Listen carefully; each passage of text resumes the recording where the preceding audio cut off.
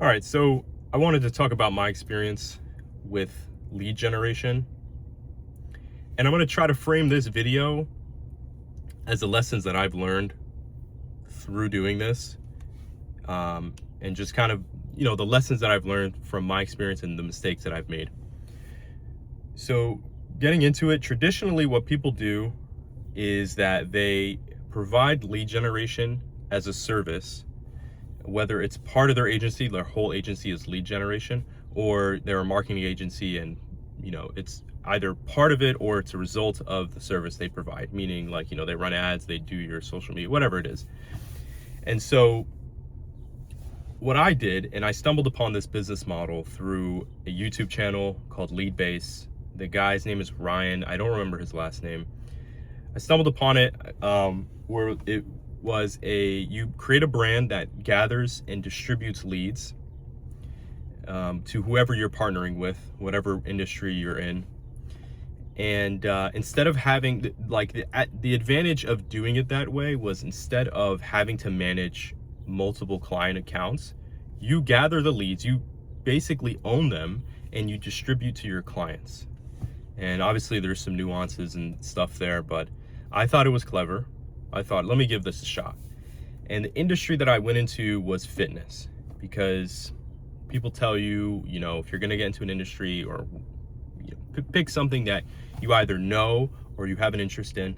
And although that I have a background in healthcare, I decided to go into fitness because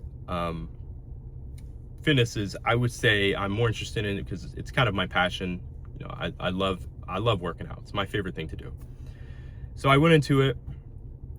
I created a brand. I reached out to personal trainers and gym owners, and the offer that I had was free lead generation for 30 days, and I would front the ad spend. And I thought it was a solid offer. And I was like, because I'm taking on the financial risk, right? I'm essentially saying, I will bring you more clients, I will bring you more revenue for free. You don't have to do anything. The offer was solid.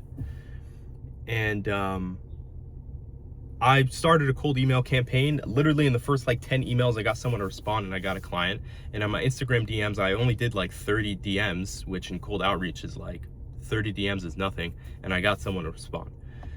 So the main problems that I've learned through running this, and I stepped away from it, I did it for a few months. Number one, because I took on the financial risk, it got expensive fast. I only did it for a month, but I did it for 2 trainers, and there's some other problems involved with that, because it's not like you can get them a client from anywhere. It had to be local. What was I saying? I think I was saying, because I was taking on the financial risk, it got expensive fast.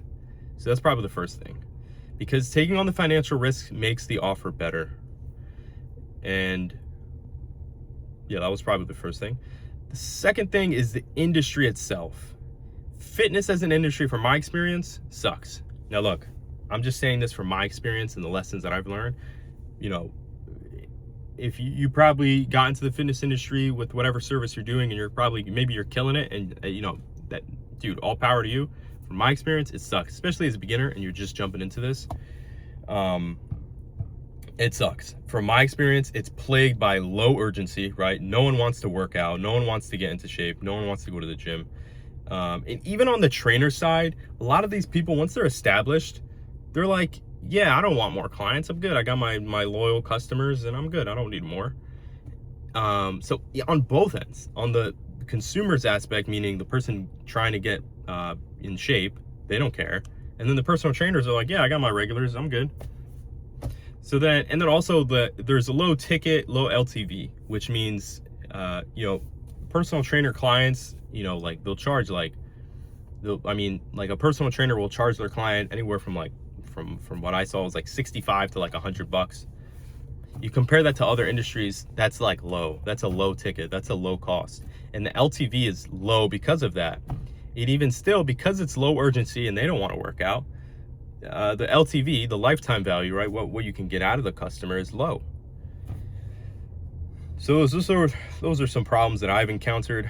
From my experience, especially service-based stuff, it's a rough cycle, because you need testimonials and proof to get clients.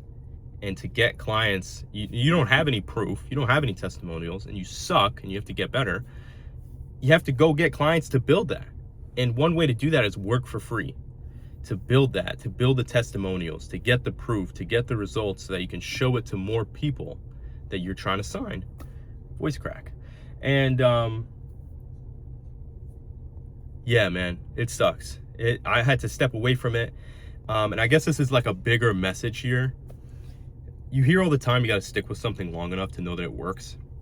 But there's like a fine line between doing that, like sticking with something for like a year or whatever it is, and making a pivot based on like the market you're in and the lessons you've learned. If I stuck with it, I probably would have sunk thousands of dollars. Wouldn't have made sense. And even so, the consumer facing brand was something hard to make. It was hard to create. I was like constantly confused between the offer because I had to, at one point I was trying to build traffic through, you know, getting people interested in the brand, like on the consumer end. And then I was like, all right, I got to attract personal trainers because the personal trainers are the people paying me. It was like a mess. So, you know, that was my experience from it.